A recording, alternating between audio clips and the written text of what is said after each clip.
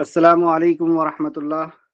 ان الحمد للہ نحمده ونستعینه ونستغفره ونعوذ باللہ من شرور انفسنا ومن سیئات اعمالنا من يهده الله فلا مضل له ومن يضلل فلا هادي له واشهد ان لا اله الا الله واشهد ان محمدا عبده ورسوله اما بعد فان خير الحديث كتاب الله وخير الهدي هدي محمد صلى الله عليه وعلى اله وسلم وشر الأمور محدثاتها وكل محدثة بدعة وكل بدعة ضلالة وكل ضلالة في النار رب اشرح لي صدري ويسر لي أمري ويسر لي أمري ويسر لي أمري واحلل عقدة من لساني يفقهوا قولي رب زدني علما رب زدني علما رب زدني علما آمین یا رب العالمین۔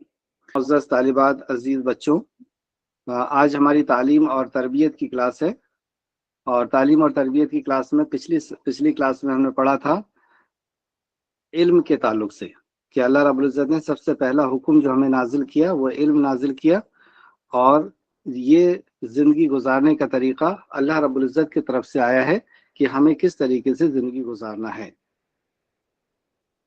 نیکسٹ پی پی ٹی لیجیے۔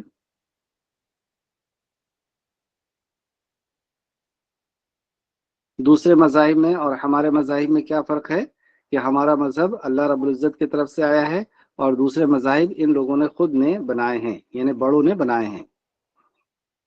اور ظاہر سی بات ہے کہ اللہ رب العزت کی طرف سے جو طریقہ آئے گا وہ ہمارا خالق ہے، وہ مالک ہے، وہی ہمیں بتا سکتا ہے کہ ہمارے لیے صحیح کیا ہے۔ جیسے کوئی سائنٹسٹ اگر کسی مشین کو بناتا ہے تو وہ سائنٹسٹ بتائے گا نا کہ اس مشین کو کیسے آپریٹ ہونا ہے۔ جیسے یہ موبائل جس نے بنایا ہے تو موبائل بنانے والا بتائے گا سائنٹسٹ کہ اس میں سم کہاں لگے گی، کارڈ کہاں لگے گا، یہ چارج کس سے ہوگا، بیٹری سے چارج ہوگا یا دودھ سے چارج ہوگا، ہے نا، یا شہد سے چارج ہوگا، یا ہم اپنی مرضی سے کر سکتے ہیں۔ تو ہیڈ فون کی جگہ جو ہے ہم چارجر لگا دیں، چارجر کی جگہ ہیڈ فون لگا دیں، تو ایسے میں ہم موبائل کو تباہ کر دیں گے، برباد کر دیں گے۔ یہ کامیاب نہیں ہو پائے گا، موبائل ہمارا کامیاب نہیں ہو پائے گا، سکسیس نہیں ہو پائے گا۔ تو ہمیں موبائل کو کس طریقے سے چلانا ہوگا؟ جیسے اس کے سائنٹسٹ نے بتایا ہے، جیسے اس کے بنانے والے نے بتایا ہے۔ تو موبائل کے بنانے والے نے جس طریقے سے بتایا اس طریقے سے موبائل چلائیں گے تو ہمارا موبائل سکسیس رہے گا۔ اسی طریقے سے ہمیں اللہ رب العزت نے بنایا ہے، اس نے ہمیں کان، آنکھ، دل دیا ہے، اس نے ہمارے پیٹ کے اندر کی چیزوں کو، نسوں کو بنایا ہے کہ اس سے معلوم ہے کہ یہ کیا ہضم کر سکتا ہے، کیا ہضم نہیں کر سکتا۔ اس کے آنکھ کے لیے کیا نقصان ہے، اس کے کان کے لیے کیا چیزیں نقصان ہے، کون سی آواز نقصان دے گی، ہے نا، اس کے پیٹ کے لیے کون سا کھانا نقصان دے گا، اس کی زبان کے لیے کون سے لفظ نقصان دیں گے، ہے نا۔ تو اس کے لیے رشتہ، جیسے امی کا رشتہ ہے، ابو کا رشتہ ہے، پڑوسی کا رشتہ ہے، بھائی بہن کا رشتہ ہے، تو رشتوں کو کس طریقے سے نبھایا جائے گا، جس نے رشتے بنائے ہیں، جس نے رشتے دیے ہیں، وہ بتائے گا، اور وہ ہے اللہ۔ تو ہماری زندگی گزارنے کا طریقہ کس نے بتایا ہے؟ اللہ نے۔ تو اس مطابق اگر ہم زندگی گزارتے ہیں تو ہماری زندگی سکسیس ہوتی ہے، ہم کامیاب ہوتے ہیں۔ اور اگر ہم اپنے بنانے والے کے مطابق زندگی نہیں جئیں گے تو ہماری زندگی ناکامیاب ہو جائے گی۔ یعنی جیسے اللہ نے کہا یہ کھاؤ اور وہ ہم نہ کھائیں، ایسا پیو یہ نہ پئیں، اس ٹائم میں سو، اس ٹائم میں جاگو، تو اس ٹائم میں ہم نہ سوئیں، اس ٹائم میں ہم نہ جاگیں، ہم نماز نہ پڑھیں۔ نماز ایک بہترین ایکسرسائز بھی ہے اور میڈیٹیشن بھی ہے، یعنی اپنے دماغ کو سکون اور اطمینان پہنچانے کا ایک ذریعہ بھی ہے، اور اپنے جسم کو ورزش کا بھی ایک ذریعہ ہے، اور اللہ کی یاد بھی ہے نا، اللہ کی یاد بھی ہے۔ اور اللہ کی یاد سے کیا ہوتا ہے؟ الا بذکر اللہ تطمئن القلوب، دلوں کو سکون ملتا ہے اللہ کے ذکر سے۔ تو ہم اللہ رب العزت کے طریقے سے زندگی جئیں گے، اسی کا نام دین ہے۔ تو دین پہ عمل کرنے کے تعلق سے سب سے پہلا حکم اللہ رب العزت کا کیا آیا؟ وہ آیا اقرا، پڑھو، علم حاصل کرو۔ تو ہمارے لیے ہمارے رب کا سب سے پہلا حکم ہے علم حاصل کرنا، یعنی کامیابی کے لیے، سکسیس ہونے کے لیے سب سے پہلی چیز ہے علم کا حاصل کرنا۔ علم کسے کہتے ہیں؟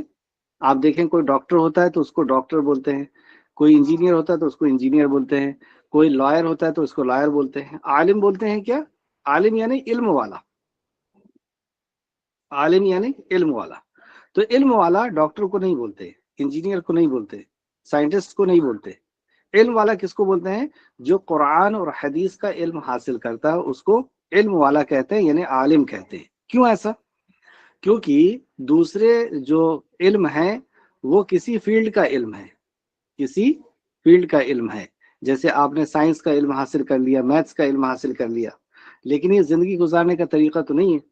اور قرآن و حدیث یہ زندگی گزارنے کا طریقہ ہے، اس لیے جو قرآن حدیث کا علم حاصل کرتا ہے اس کو عالم کہتے ہیں۔ تو ہمیں علم حاصل کرنا ہے کس چیز کا؟ اللہ کے کلام کا، نبی کے فرمان کا، یعنی اللہ کے طرف سے آئی ہوئی وحی کا علم ہم کو حاصل کرنا ہے۔ تو سب سے پہلا حکم اقرأ بسم ربک الذی خلق، پڑھ اپنے رب۔ اور علموں میں سب سے بڑا علم کیا ہے؟ علموں میں سب سے بڑا علم سب سے بڑے کا جاننا، یعنی اللہ سبحانہ و تعالیٰ کا جاننا، اللہ کی معرفت کا حاصل کرنا، اللہ کی پہچان کا حاصل کرنا، یہ سب سے بڑا علم ہے۔ تو آپ میں سے کون اللہ کو پہچان سکتا ہے؟ اللہ کو پہچان سکتے ہیں؟ جیسے آپ گھر سے نکلے اور کوئی یہ کہے کہ آپ کی امی یا آپ کے ابو کار میں بیٹھے ہیں، آپ کو وہ بلا رہے ہیں، تو آپ دوڑتے ہوئے جائیں گے کار کے پاس، اور جیسے ہی کار کا گیٹ کھلا تو آپ چہرہ دیکھ کر کے پہچان لیں گے، ارے یہ میرے ابو نہیں ہے، یہ مجھے دھوکہ دے رہا ہے، یہ مجھے کڈنیپ کر کے لے جانا چاہتا ہے، یہ میرا ابو تو نہیں ہے۔ یا پھر آواز سے پہچان لیں گے، پیچھے سے پہچان لیں گے، کپڑے سے پہچان لیں گے، یعنی ابو کو آپ کئی اینگل سے پہچان لیتے ہیں، کئی زاویے سے پہچان لیتے ہیں۔ آواز سے بھی پہچان لیتے ہیں ابو کو، ہے نا، پورا ڈھکا رہے، صرف چہرہ کھلا رہے تو چہرے سے پہچان لیتے ہیں امی ابو کو، آواز سے امی ابو کو پہچان لیتے ہیں، پیچھے سے دیکھ کے پہچان لیتے ہیں۔ تو اسی طریقے سے کیا آپ اللہ کو پہچانتے ہیں؟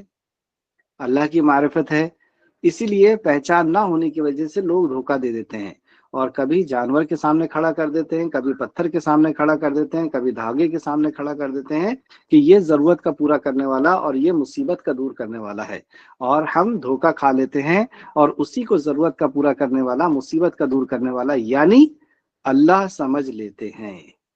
اللہ یعنی ضرورتوں کا پورا کرنے والا، مصیبتوں کا دور کرنے والا۔ لکھ لیں آپ یہ۔ تو ہم پہچان نہ ہونے کی وجہ سے اپنی ضرورت پوری کرانے کے لیے، اپنی مصیبت دور کرانے کے لیے اللہ سمجھ کر کے اور کسی کے بھی سامنے کھڑے ہو جاتے ہیں، ہاتھ باندھ کر، دعا کر کے، یا منت ماننے کے لیے۔ یہ کیوں ہوا؟ کیونکہ ہم نے اللہ کو نہیں پہچانا۔ تو اللہ کو پہچاننے کے لیے بہت سارے زاویے ہیں، بہت سارے طریقے ہیں۔ انشاءاللہ تعالیٰ اگلی کلاس میں ہم آپ کو اللہ کی پہچان بتائیں گے۔ آگے چلتے ہیں۔ ہمیں علم حاصل کرنے کا کہا گیا کس چیز کا؟ اقرأ بسم ربک الذی خلق، پڑھ اپنے رب کے نام سے جس نے تجھے پیدا کیا، جس نے تجھے پیدا کیا۔ پی پی ٹی آگے کریں۔ اور تحقیق کا حکم خود اللہ سبحانہ و تعالیٰ نے دیا ہے۔ آگے لیجئے۔ اچھا، ہماری کلاس 5 سبجیکٹ پر رہے گی۔ پہلا ہے اللہ کی معرفت، یعنی ہمیں تحقیق کرنا ہے، کیونکہ تحقیق کا حکم اللہ نے دیا ہے، ریسرچ کا حکم اللہ نے دیا ہے، تو سب سے پہلے اللہ رب العزت کے جاننے پر ہی تحقیق کرنا ہے، پہچاننا ہے اللہ کو، اللہ کی معرفت حاصل کرنا ہے، اللہ کی پہچان حاصل کرنا۔ دوسرا، غلط فہمی کا ازالہ، مس کنسیپٹس اباؤٹ اسلام، کیونکہ ہمارے اور اسلام کے بیچ میں غلط فہمیاں ڈال دی گئی ہیں، اس لیے بعض دفعہ آپ دیکھیں گے بچے لوگ مسلمان جیسے دکھنا نہیں چاہتے، مسلمان جیسی لینگویج استعمال نہیں کرتے، مسلمان جیسے کپڑے نہیں پہنتے۔ کیوں؟ کیونکہ وہ ان کے اندر غلط فہمی ہے، وہ پچھتاتے ہیں کہ میں کہاں مسلمان ہو گیا، اس وجہ سے وہ مسلمان، اور ان کے امی ابو بھی ویسا نہیں رکھنا چاہتے۔ کیوں ایسا ہوا؟ کیونکہ غلط فہمی آ گئی ہے۔ تو وہ غلط فہمی یا تو اسلام اور ہمارے بیچ میں غلط فہمی آ گئی ہے، یا غیر مسلموں اور ہمارے بیچ میں غلط فہمی آ گئی ہے اسلام کو لے کر کے، یا مسلمانوں میں آپس میں غلط فہمی آ گئی ہے، اور مسلمانوں کے بہت سارے فرقے ہو گئے۔ تو یہ سب غلط فہمیوں کی وجہ سے ہوا، اسلام کی صحیح نالج نہ ہونے کی وجہ سے ہوا۔ تو اسلام کا جب ہم صحیح نالج، صحیح علم حاصل کریں گے تو یہ ساری غلط فہمیاں ختم ہو جائے گی، اسلام کو جو برا سمجھتے ہیں یہ برا سمجھنا ختم کر دیں گے۔ اس وجہ سے غلط فہمی کا ازالہ، یہ ہم نے سبجیکٹ کا، یہ دوسرا ہمارا موضوع رہے گا۔ تیسرا ہمارا موضوع رہے گا اسلام کی خوبیاں۔ جیسے آپ لوگ سب ڈاکٹر بننا چاہتے ہیں، انجینئر بننا چاہتے ہیں، لیکن عالم بننا نہیں چاہتے۔ کیوں نہیں چاہتے ہیں؟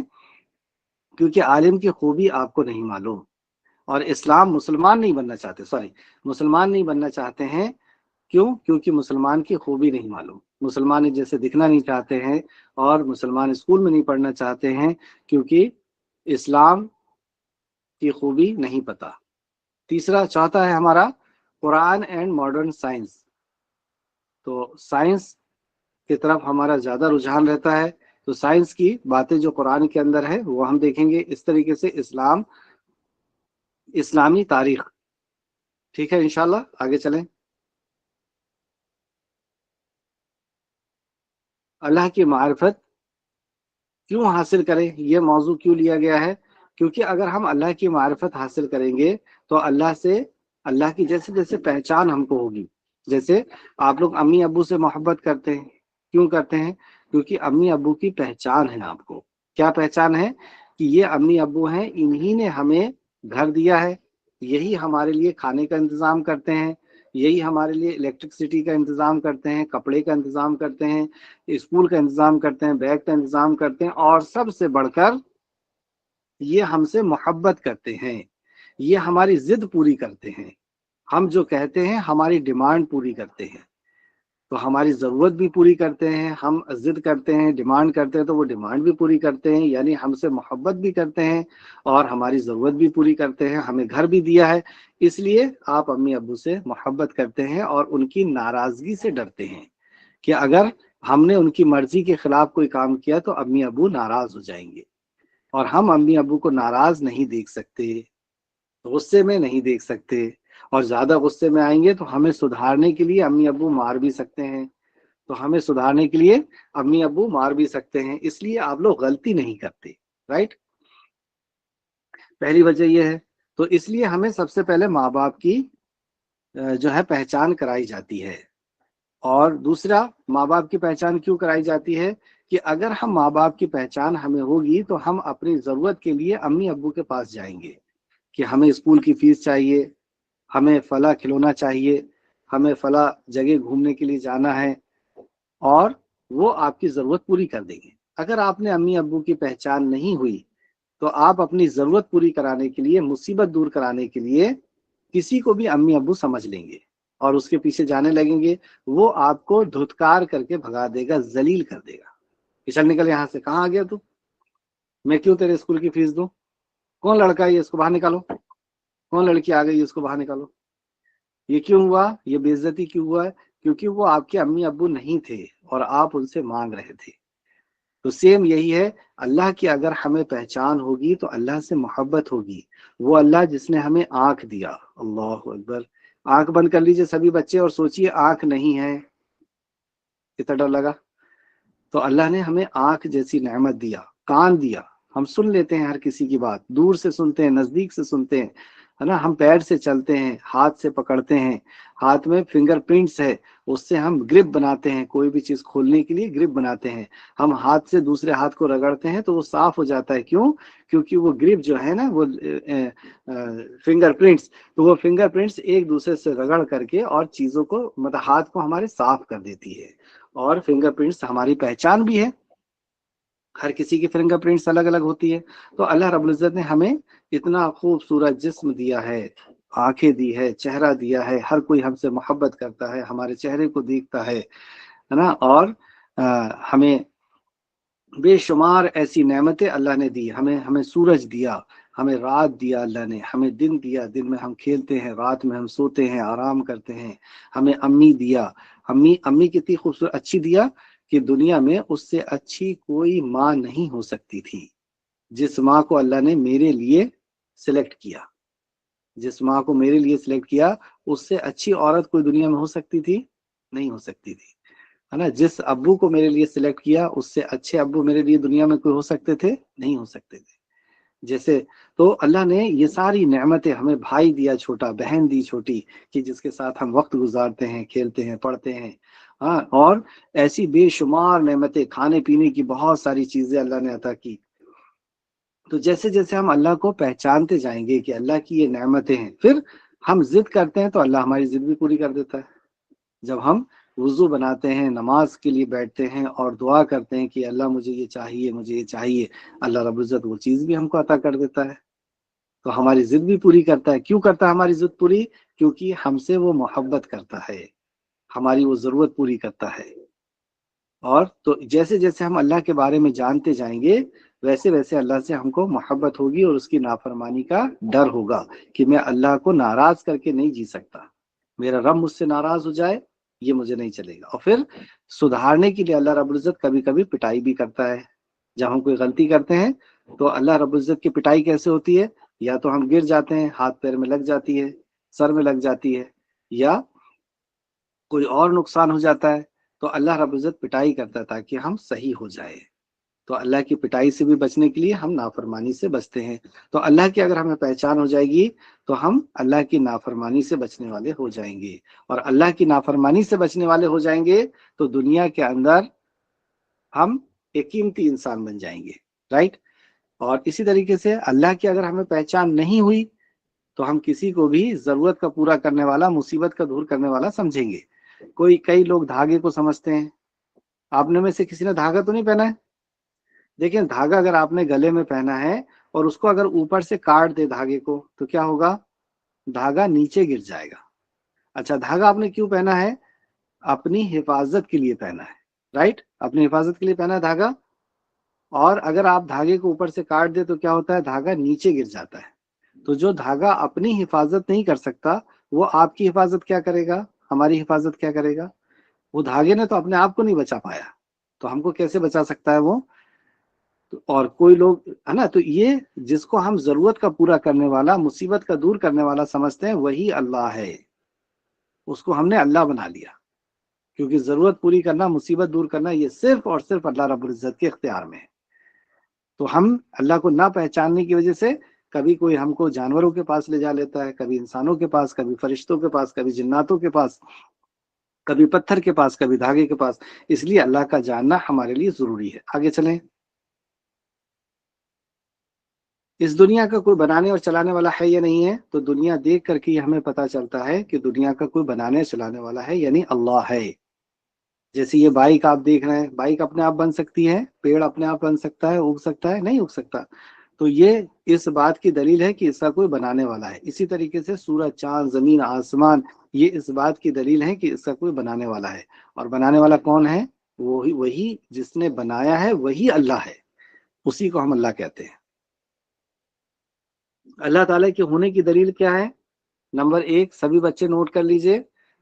अल्लाह रब्बुल इज्जत के होने की दलील कि बनी हुई चीज खुद इस बात की दलील होती है कि उसका कोई बनाने वाला है। अल्लाह की पहचान और मारिफत कैसे हासिल करेंगे? अल्लाह की मखलूक को देखकर। अल्लाह की मखलूक को देखकर। मखलूक यानी अल्लाह की बनाई हुई चीजों को देख करके। देखें, दुनिया के अंदर दो चीजें हैं, एक है खालिक, दूसरा है मखलूक। एक बनाने वाला और दूसरी बनी हुई चीजें। तो बनी हुई चीजें सब जो हमें दिख रही है, सूरज, चांद, जमीन, आसमान, हवा, पानी, ये सब बनी हुई चीजें हैं, ये अल्लाह ने बनाई है। अल्लाह खालिक है और ये मखलूक है। तो अल्लाह के होने की दलील ये है, ये मखलूक खुद इस बात की दलील है कि अल्लाह है। इन्ना रब्बकुमुल्लाहुल्लज़ी खलक़स-समावाति वल अर्द फी सित्ततिन अय्याम। यकीनन तुम्हारा परवरदिगार अल्लाह है, जिसने सारे आसमान और जमीन 6 दिनों में पैदा किया। यानी बनी हुई चीज खुद इस बात की दलील है कि उसका कोई बनाने वाला है। क्रिएटर, क्रिएशन इस बात की दलील है कि कोई उसका क्रिएटर है। आगे चलें। दूसरी दलील, अल्लाह की निशानी, यानी दिन होना, रात होना, वक्त का आना जाना, ये सब अल्लाह रब्बुल इज्जत की निशानी है, जो दूसरी जगह अल्लाह रब्बुल इज्जत ने फरमाया। आगे चलें।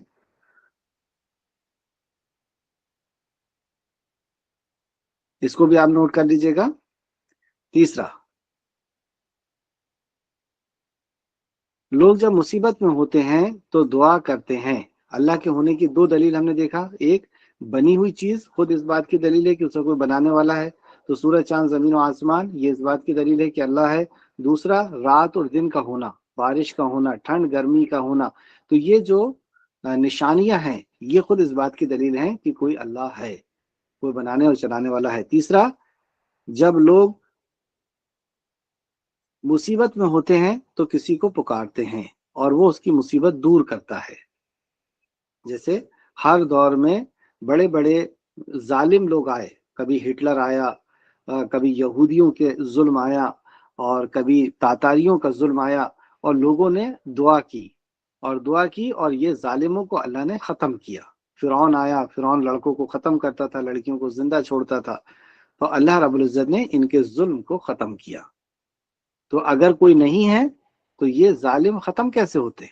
ابھی تک تو دنیا کو ہی ختم کر دیتے، یہ دنیا کے اوپر ظلم ہی کرتے، لیکن دنیا میں لوگ سکون و اطمینان سے کئی علاقوں میں جی رہے ہیں۔ اس کا مطلب یہ ہے کہ ان کی پریشانیوں کو دور کوئی کرتا ہے، اور جو کرتا ہے وہی اللہ ہے۔ چوتھا، دلوں کا بدلنا۔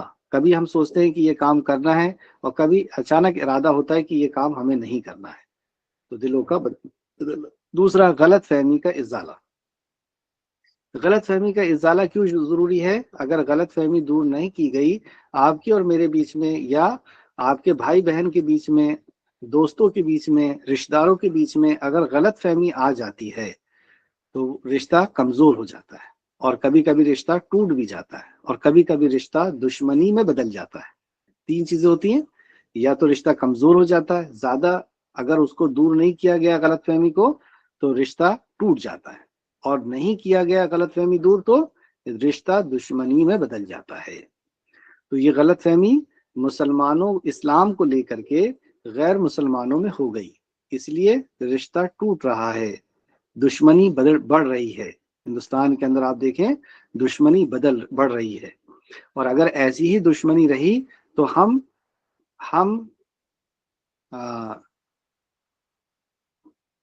ترقی نہیں کر پائیں گے، ہماری ترقی رک جائے گی، کیونکہ ہماری پوری انرجی آپس میں لڑنے میں ہی لگی رہے گی۔ تو نہ علم حاصل کریں گے، نہ بزنس میں ہم دوسرے ملکوں سے آگے بڑھ پائیں گے، دوسرے دیشوں سے آگے بڑھ پائیں گے، نہ ریسرچ میں ہم دوسرے دیشوں سے آگے بڑھ پائیں گے، تو کسی بھی چیز میں ہم دوسرے دیشوں سے آگے نہیں بڑھ پائیں گے۔ اس لیے ہمیں یہ سب سے بڑی بیماری جو آپس کی دشمنی ہے اس کو ختم کرنا پڑے گا، یہ غلط فہمی دور کرنی پڑے گی اسلام کو اور ہمیں لے کر۔ اسی طریقے سے ہمارے اندر اور اسلام کے اندر بھی غلط فہمی آ گئی، ہم نے خود اسلام کو غلط سمجھ لیا ہے کیونکہ ہمیں علم نہیں ہے۔ تیسرا، مسلمانوں میں دوسرے مسلمانوں کو لے کے غلط فہمی آ گئی ہے۔ کوئی مسلمان یہ کہتا ہے کہ یہ اللہ کے نبی کو نہیں مانتے، بتائیں اللہ کے نبی کو اگر نہیں مانیں گے تو کیا مسلمان ہو سکتے ہیں؟ جو اللہ کے نبی کو نہ مانے وہ مسلمان ہی نہیں ہوتا۔ پھر کچھ لوگوں کے دل میں غلط فہمی آ گئی ہے کہ اللہ کے ولیوں کو نہیں مانتے۔ اللہ اکبر! اللہ رب العزت نے فرمایا کہ جو اللہ کے نبیوں ولیوں سے دشمنی رکھتا ہے وہ اللہ سے اعلان جنگ کرتا ہے۔ تو کس کی ہمت ہے اللہ سے اعلان جنگ کرنے کی؟ تو اللہ کے ولیوں سے دشمنی رکھنا گویا کہ اللہ سے اعلان جنگ کرنا ہے۔ بلکہ ہم تو نماز میں دعا کرتے ہیں ولی بننے کی۔ کیسے دعا کرتے ہیں ولی بننے کی؟ ہم نماز میں کہتے ہیں نا، اہدنا الصراط المستقیم صراط الذین انعمت علیہم، اے اللہ ان کے راستے پہ چلا جن پر تو نے انعام کیا، ہمیں ان کے راستے پر چلا، ہمیں ان کے جیسا بنا جن پر تو نے انعام کیا۔ تو اللہ نے انعام کس پہ کیا؟ نبیین، صدیقین، شہداء اور صالحین، یعنی بزرگان دین۔ تو ہم تو خود بزرگان دین بننا چاہتے ہیں، تو بزرگان دین سے کیوں نفرت کریں گے؟ تو ایسی غلط فہمی ڈال دی گئی کہ یہ بزرگان دین کو نہیں مانتے، یا اللہ کے نبی کو نہیں مانتے، یا یہ قرآن کو نہیں مانتے، یا ان کا قرآن الگ ہے، ان کی حدیث الگ ہے۔ تو یہ غلط فہمی کو دور کرنا ہے، اور یہ غلط فہمی کیسے دور ہوگی؟ یہ ہوگی علم سے دور۔ اگزامپل کیا ہے اس کا؟ کہ میں آپ کو کہوں کہ آپ کے کورڈ میں، جو آپ کے گھر میں جس روم میں آپ بیٹھے ہوئے ہیں اس روم میں ایک الماری ہے، اور اس الماری میں سانپ ہے۔ اب آپ کو غلط فہمی ہو گئی۔ اب وہ غلط فہمی کی وجہ سے کیا ہوا؟ اس کمرے سے آپ کا رشتہ کمزور ہو گیا، پھر اس کمرے سے آپ نے رشتہ توڑ دیا کہ مجھے نہیں جانا اس کمرے میں، وہ غلط فہمی سے ہوا۔ پھر اس کے بعد اس روم سے آپ کو نفرت ہو گئی، آپ نے اس میں تالا لگا دیا۔ غلط فہمی، کیا غلط فہمی میں نے ڈال دیا؟ کہ آپ کے اس الماری میں سانپ ہے۔ اب اس غلط فہمی کو کیسے دور کریں گے؟ علم سے۔ علم سے یعنی آنکھ سے علم حاصل کریں گے دیکھ کر کے۔ تو الماری کو جیسے آپ نے کھولا تو آپ کو دکھ جائے گا کہ ارے اس میں سانپ تو ہے ہی نہیں۔ تو یہ غلط فہمی علم سے دور ہوتی ہے، کوئی بھی غلط فہمی اس کے بارے میں جان کر کے دور ہوتی ہے۔ تو ہمیں اسلام کے بارے میں ہم جانیں گے، اور تو ہماری آپس کی غلط فہمی بھی دور ہوگی، ہمارے اندر جو غلط فہمی ہے اسلام کو لے کر کے وہ بھی دور ہوگی۔ کیسی کیسی غلط فہمی ہے پتہ ہے آپ کو؟ کہ اسلام عورتوں پہ ظلم کرتا ہے، اسلام عورتوں کو پڑھنے سے منع کرتا ہے، اسلام عورتوں کو وہ جو ہے ڈھانک کر کے رکھتا ہے، برقعے میں رکھتا ہے، اسلام میں جانور کو قتل کر دیا جاتا ہے، مار ڈالا جاتا ہے، اسے کھا جایا جاتا ہے، اور اس طریقے سے بہت ساری ایسی غلط فہمیاں ڈال دی گئی ہے۔ تو یہ ساری غلط فہمیاں دور کرنا ہمارے لیے ضروری ہے، ورنہ ہمارے رشتے کمزور ہو جائیں گے اسلام سے۔ چلیں آگے چلتے ہیں۔ تو آج یہ غلط فہمی ہم لیتے ہیں کہ اسلام عورتوں پر ظلم کرتا ہے۔ کیا یہ بات صحیح ہے؟ عورتوں پہ ظلم کرتا ہے، جبکہ اسلام سے پہلے عورتوں کا کیا حال تھا؟ اسلام میں عورتوں پر ظلم کیا گیا ہے۔ اسلام کے پہلے عورتوں پر ظلم تھا کہ عورت جب پیدا ہوتی تھی تو اس کو دفن کر دیا جاتا تھا، یعنی زندہ مار دیا جاتا تھا، ختم کر دیا جاتا تھا۔ عورت جب جوان ہوتی تھی، بڑی ہوتی تھی، تو اس سے کوئی بھی لے کر کے چلا جاتا تھا، 10 لوگ لے کے جاتے تھے۔ 4 قسم کے نکاح اس وقت ہوا کرتے تھے، اس میں سے ایک طریقہ یہ تھا کہ 10 مرد ایک عورت سے نکاح کرے گا، یا ایک عورت 10 مردوں سے نکاح کرے گی۔ اور بھی اس قسم کے بہت سی بدتمیزی والے، یعنی عورت کو کھلونا سمجھا گیا تھا، اس کو بیچ دیتے تھے، بڑی ہوتی تھی تو بیچ دیتے تھے، ماں بنتی تھی تو اس کے کوئی حقوق نہیں ہوتے تھے، ہے نا۔ اور آدمی اگر مر جاتا تھا تو اس کے ساتھ اس کو جلا دیا جاتا تھا، یہ ہندوستان میں ہوتا تھا، ستی پرتھا۔ اور اسی طریقے سے والد کی جائیداد میں اور شوہر کی جائیداد میں اس کا کوئی حصہ نہیں ہوتا تھا۔ اگر والد مر گئے تو اس کو گھر سے بھگا دیں گے، یا شوہر کا انتقال ہو گیا تو ان کو گھر سے بھگا دیں گے، ان میں گھر میں کوئی ان کا حصہ نہیں ہوتا تھا۔ اسلام نے انہیں عزت دی۔ اللہ کے نبی صلی اللہ علیہ وسلم نے اپنی ایک بیٹی ہوئی، 2 ہوئی، 3 ہوئی، 4 ہوئی تو مکہ والے بڑے حیران ہوتے تھے کہ محمد اپنی بیٹیوں کو زندہ دفن نہیں کر رہے ہیں، اور دفن تو بہت دور کی بات ہے، مار دینا تو بہت دور کی بات ہے، اپنی بچیوں سے محبت کرتے ہیں، اپنی بچیوں کے ماتھے کو چوم کر کے گھر سے جاتے ہیں۔ اور پھر محمد رسول اللہ جب نبی اور رسول بنے تو آپ صلی اللہ علیہ وسلم نے فرمایا کہ جو 3 بیٹیوں کی حفاظت کرے گا، ان کی ضرورت پوری کرے گا، ان کی تعلیم اور تربیت کرے گا، وہ جنت میں جائے گا۔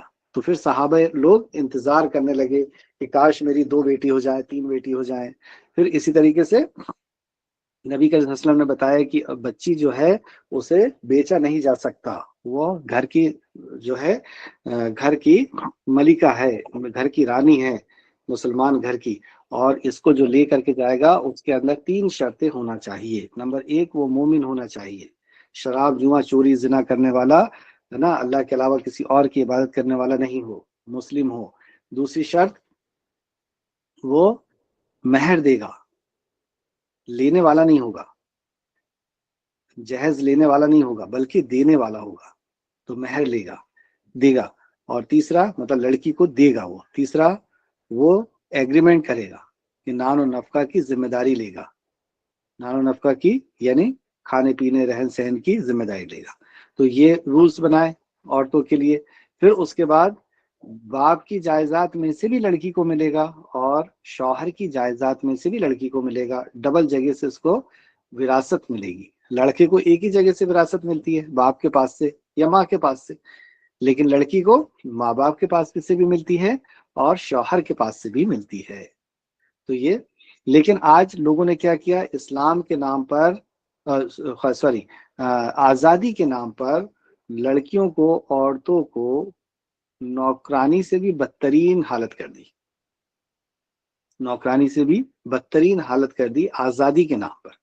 نوکرانی کو کیا ہوتا ہے، جو میٹ ہوتی ہے ہمارے ہاں نوکرانی ہوتی ہیں، ان کو ایک ہم لمیٹڈ کام بتاتے ہیں اور ان کی سیلری ہوتی ہے، تو وہ ایک لمیٹڈ کام کرتی ہیں، سیلری لیتی ہیں، پیسے لیتی ہیں، چلی جاتی ہیں، رائٹ۔ لیکن ان لوگوں نے عورت کو آزادی کے نام پر نوکرانی کو لمیٹڈ کام بتاتے ہیں، اس کو ان لمیٹڈ کام بتاتے ہیں، ان لمیٹڈ کام کراتے ہیں اور سیلری کچھ نہیں دیتے، پوری زندگی ان سے کام لیتے ہیں اور آخر تک کچھ نہیں ملتا ان کو۔ کچھ ملتا ہے؟ سب کچھ کس کے نام پہ ہوتا ہے؟ آدمی کے نام پہ ہوتا ہے۔ تو آزادی کے نام پر ان کو کہتے ہیں کہ آپ کو تو جاب کرنا ہے، تو جاب بھی نہیں سے کراتے، پیسے بھی یہی کمائے، پھر شاپنگ بھی تم کو کرنا ہے، تو بیچاری وہ شاپنگ کرنے بھی چلی، پھر تم کو بچے کو بھی دیکھ ریکھ کرنا ہے تو بچے کی پرورش بھی کر رہی ہے، پھر گھر کا صفائی بھی کر رہی ہے، تو گھر کی صفائی بھی وہی کرے گی، بچوں کو بھی دیکھے گی، کمائے گی بھی، اور شاپنگ بھی کرے گی، اور پھر یہ لڑکا کیا کرے گا، مرد، یہ صوفے میں بیٹھا رہتا ہے۔ تو یہ آزادی کے نام پر ان کے ساتھ غلط ہو رہا ہے، جبکہ پہلے جب اسلام میں کیا حکم ہے کہ مرد باہر کی ذمہ داری دیکھے گا اور عورت گھر کی ذمہ داری دیکھے گی۔ اچھا، عورتوں کو بھی دماغ کم ہوتا ہے تھوڑا سا، تو اس لیے ان لوگوں نے کیا سمجھ لی، یہ آزادی سمجھ رہی ہے اس کو، جبکہ یہ آزادی نہیں ہے، یہ غلامی ہے۔ صبح سے شام تک غلام کی طرح کام کرنا، باہر بھی گھر میں بھی، یہ آزادی کے نام پر غلام بن گئی، لیکن عقل نہیں ہونے کی وجہ سے یہ سب ہوگا۔ چلیے، اسلام کی خوبیاں۔ اسلام کی خوبی، سب سے بڑی خوبی یہ کہ اسلام کی خوبی جاننا کیوں ضروری ہے، کیونکہ جب ہم اسلام کی خوبی جانیں گے تو ہم مسلمان بننے میں فخر کریں گے، ہمیں خوشی ہوگی کہ میں مسلمان گھر میں پیدا ہوا۔ مسلمان کی ہر چیز دوسرے مذاہب سے آپ کو بالکل ممتاز نظر آئے گی، الگ نظر آئے گی۔ جیسے آج ہم ایک چیز دیکھتے ہیں، پی پی ٹی آگے کریں۔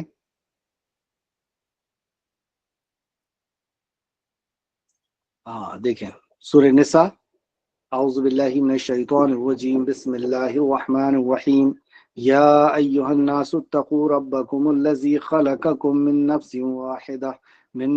واحدة وخلق منها زوجها وبث منهما رجالا كثيرا ونساء واتقوا الله الذي تساءلون به والأرحام إن الله كان عليكم رقيبا۔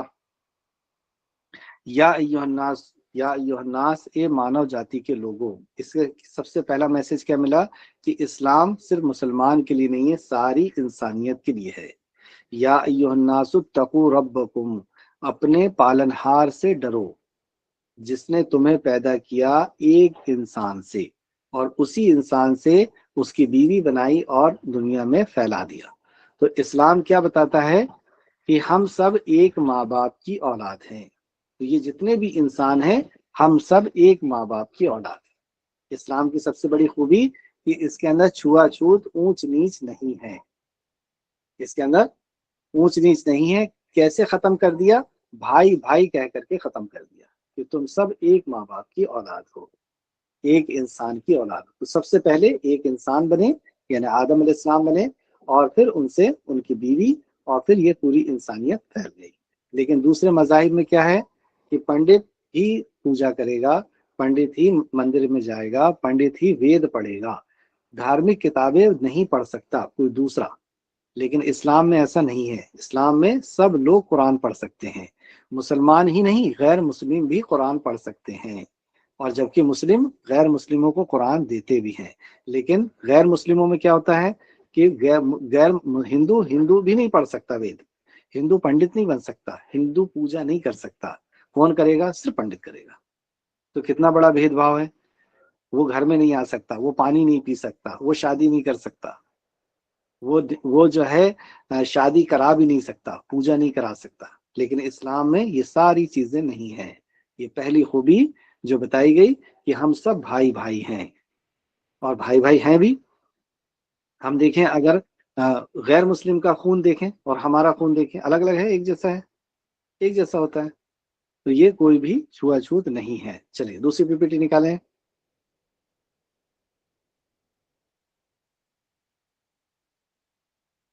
اسلام سب کے لیے ہے، اسلام صرف مسلمان کے لیے نہیں ہے۔ جیسے اللہ نے فرمایا، شہر رمضان الذی انزل فیہ القرآن ھدی للناس، رمضان وہ مہینہ ہے جس میں قرآن نازل کیا گیا، ھدی للناس، جو لوگوں کی ہدایت کے لیے ہے، لوگوں کے لیے، ساری انسانیت کے لیے۔ اور دوسرا، ہم سب بھائی بھائی ہیں۔ تیسرا، کوئی اونچ نیچ، کوئی چھوا چھوت نہیں ہے۔ یہ امت مسلمہ کی خوبی ہے۔ کنتم، اچھا، دو بات پتہ چلی، اسلام سب کے لیے، رائٹ۔ نمبر دو، اسلام میں ایک جیسا سب کو حق دیا گیا ہے، یعنی نماز کے لیے ہم جاتے ہیں، بادشاہ بھی اگر ہمارے سامنے کھڑا ہے تو ہمارے بازو میں کھڑا ہوگا، فقیر بھی وہیں کھڑا ہوگا، ہم بھی وہیں کھڑے ہوں گے، ہمارا نوکر بھی وہیں کھڑا ہوگا، ہمارا باس بھی وہیں کھڑا ہوگا، سب ایک ہی صف میں کھڑے رہتے ہیں، چپک چپک کر کے، کندھے سے کندھا اور ٹخنے سے ٹخنا ملا کر کے، تو سب ایک ہی صف میں کھڑے ہو گئے، محمود اور ایاز، نہ کوئی بندہ رہا نہ کوئی بندہ نواز، تو سب اللہ رب العزت کی بارگاہ میں ایک جیسے کھڑے رہتے ہیں، چھوا چھوت نہیں رہتی۔ تیسری خوبی، اسلام کیا چاہتا ہے؟ اسلام کی یعنی مسلمانوں کی پیدائش کا مقصد کیا ہے؟ مسلمان کی پیدائش کا مقصد کیا ہے؟ جیسے ڈاکٹر کی پیدائش کا کیا مقصد ہوتا ہے؟ کسی کو ڈاکٹر کی صفت لیا ہے کسی نے تو اسے علاج کرنا ہے، مریض کا علاج کرنا ہے۔ ٹیچر لوگوں کو شکشت کرنا ہے، لٹریٹ کرنا ہے۔ تو مسلمان کی پیدائش کا کیا مقصد ہے؟ تو مسلمان کی پیدائش کی کنتم خیر امت اخرجت للناس تعمرون بالمعروف وتنحون عن المنکر وتؤمنون باللہ۔ کنتم خیر امت، تم ایک بہترین امت ہو، کنتم خیر امت، تم ایک بہترین امت ہو، اخرجت للناس، تمہیں لوگوں سے نکالا گیا ہے، اخراج کیا گیا، نکالا گیا ہے۔ یامرون بالمعروف، تم معروف کا حکم دیتے ہو اور منکر سے روکتے ہو، وتؤمنون باللہ، اور اللہ پر ایمان رکھتے ہو۔ تو مسلمان کی پیدائش کا مقصد کیا ہوا؟ ویلفیئر کے کام کے لیے پیدا کیا گیا، اور ویلفیئر کے کام میں سب سے بڑا کام کیا ہے؟ برائی سے روکنا اور بھلائی کی دعوت دینا۔ برائی سے روکنا یعنی شرک سب سے بڑی برائی ہے، بدعت سے روکنا، اور پھر شراب، جوا، چوری، زنا، مرڈر، ان چیزوں سے روکنا، برائی سے روکنا اور بھلائی کی دعوت دینا۔ بھلائی کی دعوت، ایک اللہ کی عبادت، نبی کی اطاعت، والدین کے ساتھ اچھا سلوک، پڑوسیوں کے ساتھ اچھا سلوک، اس کی دعوت دینا، اچھائی کی دعوت دینا۔ تو اس لیے مسلمان پیدا کیا گیا ہے، تو یہ مسلمان کی خوبی ہے، اس لیے مسلمان آیا ہے۔ لیکن آج مسلمان اگر وہ عمل نہیں کر رہے ہیں تو اس سے اسلام کی کوئی غلطی نہیں ہے، یہ مسلمان کی ہے۔ اپنی تاریخ، ہسٹری، تو ہسٹری ہمیں جاننا کیوں ضروری ہے؟ اگر ہم ہسٹری جانیں گے تو ہمیں پتہ چلے گا کہ ہم کیا ہیں۔ ایک بار کیا ہوا، ایک بکری کا بچہ تھا، اور بکری کے جو ریوڑ ہوتا ہے، بکری کا جھنڈ ہوتا ہے، اس میں کسی نے شیر کے بچے کو لا کے چھوڑ دیا، تو شیر کا بچہ اسی کے ساتھ پلتا رہا پلتا رہا۔ یہ صرف ایک سمجھنے کے لیے ہم ایک آپ کو کہانی بتا رہے ہیں، حقیقت میں ایسا نہیں ہوتا، ایک سمجھنے کے لیے ہم بتا رہے ہیں۔ تو وہ بکریوں کے ساتھ رہ کر کے شیر کا بچہ بڑا ہوا۔ اب جب شیر کا بچہ بڑا ہو گیا تو ہوا یہ کہ وہ شیر کے جیسا نہیں بلکہ بکری کے جیسا میں کرتا اور بکریوں کے ساتھ گھومتا پھرتا۔ ایک دن شیر نے دیکھا کہ یہ شیر کے بیچ میں اور بکریوں کے بیچ میں ایک شیر ہے، اور یہ اس کو کھاتا بھی نہیں ہے بکریوں کو، اور یہ اسی کی جیسے میں کرتا ہے اور گھاس کھاتا رہتا ہے، یہ کیسا شیر ہے یہ؟ تو شیر کو بڑا تعجب ہوا کہ ایسا کیوں ہوتا ہے، یہ کیوں کر رہا ہے ایسا، یہ اپنے آپ کو پہچانتا نہیں ہے، یہ ہے کیا، یہ اپنے آپ کو پہچانتا ہے۔ تو اس نے کیا کیا، ایک دن اس نے یہ کہا کہ اس شیر کو پانی پلانے کے بہانے سے لے کر کے آیا۔ تو جب اس نے پانی پیتے پیتے اپنے آپ کو پانی میں دیکھا، کیونکہ آئینہ تو ہوتا نہیں ہے نا جنگل میں، تو پانی پیتے پیتے شیر نے اپنے آپ کو دیکھا، تو اس نے دیکھا، پہلے تو ڈرا، پھر دیکھا تو اس کو پتا چلا کہ ارے میں تو شیر ہوں، اور میں بکریوں کے ساتھ رہ کر کے میں کیسا ہو گیا ہوں بکری جیسا بن گیا ہوں۔ تو اسی طریقے سے ہم لوگوں کو بول بول کر کے ہم نے یہ سمجھ لیا کہ پنچر بنانے والا ہی مسلمان ہوتا ہے۔ مسلمان پڑھائی کر کے اور سائنٹسٹ نہیں بن سکتا، مسلمان یا تو سبزی بیچ سکتا ہے، یا پنچر بنا سکتا ہے، یا گھر کی صفائی کر سکتا ہے، گھر کی صفائی کر سکتا ہے۔ مسلمانوں کا یہی کام ہے، اسی کے لیے پیدا کیا گیا ہے۔ اور یہ کوئی بھی بڑے عہدے پر یعنی کوئی لیڈر نہیں بن سکتا، نہ یہ سائنٹسٹ بن سکتا ہے، نہ کوئی بڑے عہدے پر پہنچ سکتا ہے۔ اس لیے ہمیں یہ جاننا ہوگا کہ ہماری تاریخ کیا ہے۔ تو جب ہم تاریخ پڑھیں گے تو ہمیں پتہ چلے گا کہ جتنے سائنٹسٹ ہیں 99% سائنٹسٹ، سائنس کی جو ایجادات ہوئی ہیں وہ مسلمانوں نے کیا ہے، اور 90% ایجادات مسلمانوں نے کی ہیں، اور وہ بھی قرآن و حدیث سے کی ہیں، قرآن و حدیث کے علم سے کی ہیں۔ اور لیڈرز جنہوں نے دنیا کو سکون اور اطمینان دیا ہے، دنیا میں امن و امان کو دیا ہے، اچھے رول جو ہے پیدا کیے ہیں، وہ بھی مسلمان ہیں۔ یعنی اچھے لیڈرز، اگر آپ پورے لیڈرز کی ہسٹری نکالیں جتنے دنیا میں لیڈر ہوئے ہیں، تو سب سے زیادہ اچھے لیڈر آپ کو مسلمان ملیں گے، سائنٹسٹ مسلمان ملیں گے، ڈاکٹرز مسلمان ملیں گے۔ جیسے آج ایک ڈاکٹر کے بارے میں ہم آپ کو بتا رہے ہیں، آگے نکالیے بھائی۔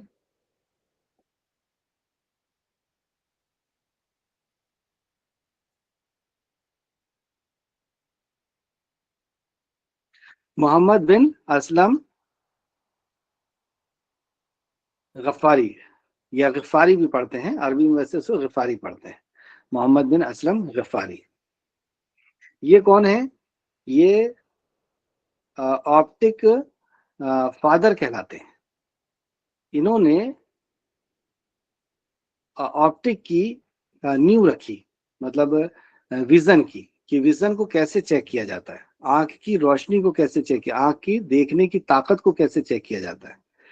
اور انہوں نے پہلا آپریشن کیا کیٹریک کا، یعنی موتیا بند کا۔ موتیا بند ایک ایسی بیماری ہے جو 50 سال کے بعد 99% لوگوں کو ہوتی ہے۔ کتنے پرسنٹ لوگوں کو؟ 99% لوگوں کو، یا 95% لوگوں کو کیٹریک کی بیماری ہوتی ہے۔ یعنی لینس جو اللہ رب العزت نے آنکھ کے اندر لگایا ہے، اس لینس کا کمزور ہو کر کے، اور اس کے اندر ٹرانسپیرنٹ کی جو طاقت ہوتی ہے وہ ختم ہو جاتی ہے۔ یعنی اس کے اندر سے لائٹ ریٹینا تک نہیں جاتا۔ ریٹینا تک جب لائٹ ہی نہیں جائے گا تو فوکس کیسے بنے گا؟ اور جب تک فوکس نہیں بنے گا کسی چیز کا، تو ریٹینا اسے دیکھ نہیں پائے گا، یعنی دماغ دیکھ نہیں پائے گا۔ تو وہ جو لینس خراب ہوتا ہے، وہ لینس ہر کسی کا خراب ہوتا تھا، تو 50 سال کے بعد لوگوں کو دکھنا بند ہو جاتا تھا۔ تو یہی وہ ڈاکٹر ہیں، محمد بن اسلام الغفاری۔ تو محمد ان کا نام ہے، بن اسلم، اسلم ان کے والد کا نام ہے، اور غفاری ان کا وہ سرنیم وغیرہ ہوگا، یہ جو بھی ہے۔ تو محمد ان کا نام ہے۔ انہوں نے یہ قرآن حدیث پڑھنے والے تھے، اور انہوں نے جو ہے اسی لائن سے ڈاکٹری کی، اور ڈاکٹری کر کے آنکھ کا سب سے پہلا ڈائیگرام بنایا انہوں نے، کہ اسکلیرا کہاں پہ رہتا ہے، کورنیا کیسی رہتی ہے، پیوپل کیسی رہتی ہے، آئرس کیسی رہتی ہے، اور آئرس کے بعد لینس کیسا رہتا ہے، لینس کے بعد ویٹریئرس ہوتا ہے، ویٹریئرس کے بعد ریٹینا ہوتا ہے، ریٹینا کے اندر میکیولا ہوتا ہے، میکیولا کے اندر امیج بنتی ہے، اور امیج جو ہے وہ الٹی بنتی ہے، کیونکہ ہمارا جو لینس ہوتا ہے وہ 24 ڈائپٹر کا ہوتا ہے، یعنی اس کا پاور ہوتا ہے، اور وہ جب کسی چیز کو دیکھتا ہے تو الٹا دیکھتا ہے۔ تو ہمارے ریٹینا میں کوئی بھی پکچر الٹی بنتی ہے، پھر وہ آپٹک نرو سے، ہے نا، آنکھوں کی نسوں سے برین میں جاتی ہے، اور وہاں پہ وہ فیوزنگ کرتی ہے، دونوں نسیں آپس میں ملتی ہے، پھر کوئی چیز الٹی سیدھی دکھنے لگتی ہے۔ برین ہم کو کوئی چیز، ہماری آنکھ نے الٹی دیکھی ہے، اور برین اس کو سیدھا کر کے دکھاتا ہے۔ دو آنکھ ہوتی ہے تو ہم کو دو دکھنا چاہیے، لیکن ایک ہی دکھتا ہے۔ ایسا کیوں ہوتا ہے؟ کیونکہ وہ آپٹک نرو آپس میں جا کر فیوزنگ کرتی ہے، ملتی ہے، اور اس سے ہمارا برین اس کو ایک دکھاتا ہے، ایک چیز کو ایک دکھاتا ہے۔ یہ ساری ریسرچ انہوں نے کر کے بتائی۔ پھر انہوں نے بتایا کہ لینس جو ہے وہ 50 سال کی عمر میں کمزور ہونے لگتا ہے، تو اس کو نکالنا چاہیے۔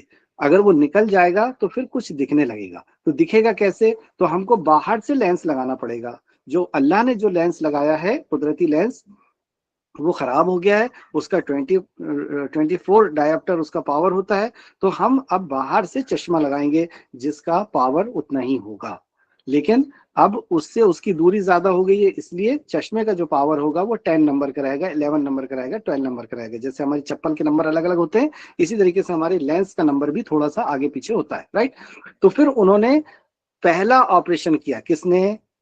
محمد بن اسلم غفاری نے پہلا آپریشن کیا۔ اس نے نیڈل بنائی اور لینس کو نکال دیا۔ لینس کو نکالنے کے بعد چشمہ پہنایا، اور چشمے سے دکھنے لگا۔ اگر یہ ریسرچ یہ نہیں کرتے تو کیا ہوتا؟ آج 50 سال کے بعد سب لوگ یا 90% لوگ اندھے ہو جاتے ہیں۔ یہ ریسرچ کس نے کی؟ یہ انوینشنز کس کی ہے؟ یہ انوینشن محمد بن اسلم الغفاری کی ہے۔ یہ ہے محمد اسلم الغفاری۔ یہ دیکھیے، یہ جو وائٹ دکھ رہا ہے نا، یہ وائٹ ہو گیا، یعنی یہ ہے لینس۔ یہ لینس سامنے نہیں ہوتا، کورنیا کے اندر ہوتا ہے، مطلب آئرس کے بھی پیچھے ہوتا ہے۔ یہ آئرس کون سی ہے؟ یہ بلیک والا جو دکھ رہا ہے نا ہم کو، یہ آئرس ہے۔ اس کے اندر جو بیچ میں ہے وہ ٹرانسپیرنٹ رہتا ہے، اور وہ آخری تک لینس ریٹینا تک پہنچتا ہے، پیچھے کے پردے تک۔ ریٹینا ہے نا پیچھے کا پردہ، لیکن یہ لینس جو ہے یہ خراب ہو گیا، خراب ہو گیا۔ اب یہ وائٹ دکھنے لگا، وائٹ دکھنے لگا، یعنی اس کے اندر سے ریس یعنی لائٹ اندر نہیں جا رہی، ریٹینا میں نہیں جا رہی۔ اس لیے انہوں نے ریسرچ کی اور کہا کہ میں اس لینس کو باہر نکال دوں گا۔ اس لینس کو انہوں نے باہر نکالا، اور یہ لینس کی جگہ باہر کا چشمے والا لینس لگا دیا، تو ان کو پھر دکھنے لگ گیا۔ تو یہ ریسرچ کی تھی۔ آگے چلائیں۔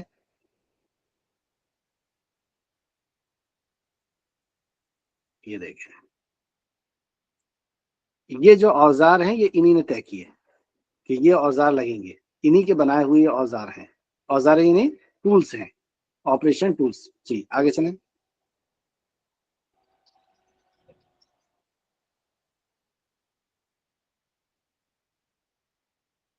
یہ ہیں محمد الغفاری، آپٹک کے جو ہے یہ باپ کہلاتے ہیں۔ انہی کے رولس آج بھی پڑھائے جا رہے ہیں۔ چلیں آگے چلیں۔ فادر آف آپٹک، یہ جو آپ کو رائٹ میں دکھ رہا ہے، اس طرف دکھ رہا ہے، یہ ہے میکولا۔ یہاں پہ جو ایک ڈاٹ دکھ رہا ہے آپ کو، یہاں پہ امیج بنتی ہے، اسی میکولا کے اوپر امیج بنتی ہے۔ اور اس کے اندر کتنی نسیں ہیں؟ 13,70,000 نسیں ہیں، جو کلر کو پہچاننے کا کام کرتی ہے۔ یہ نسوں سے کلر پہچانتے ہم لوگ، الگ الگ کلر دکھ رہا ہے نا، یہ کلر آنکھ کے اندر ہم کیسے پہچانتے ہیں؟ اللہ سبحانہ و تعالیٰ نے اتنی نسیں بنائی ہے، اللہ اکبر۔ چلیں آگے چلیں۔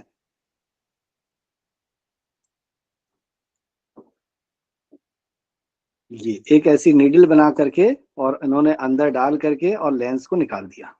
یہ دیکھیں، یہ لینس جو ہے نا ہمارا قدرتی لینس، یہ انہوں نے نکال کر کے باہر کر دیا۔ جی آگے چلیں۔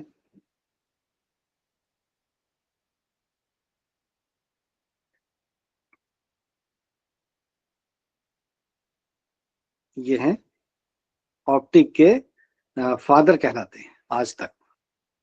اور ایسے میں ہر ہفتے آپ کو ایک نئے سائنٹسٹ کے بارے میں اور نئی کھوج کے بارے میں بتاؤں گا، جو اسلام میں مسلمانوں نے کیا، اور وہ مسلمان یا تو حافظ تھا یا عالم تھا، اور قرآن کی مدد سے یا قرآن کے علم سے، حدیث کے علم سے انہوں نے یہاں تک اس کو پہنچایا۔ ٹھیک ہے، یہیں پہ ہم اپنی بات کو ختم کرتے ہیں۔ اگلے ہفتے سیکنڈ پی پی ٹی دیکھیں گے، اور یہ اس کا آڈیو میں آپ کو سناؤں گا انشاءاللہ۔ ٹھیک ہے، السلام علیکم ورحمۃ اللہ وبرکاتہ۔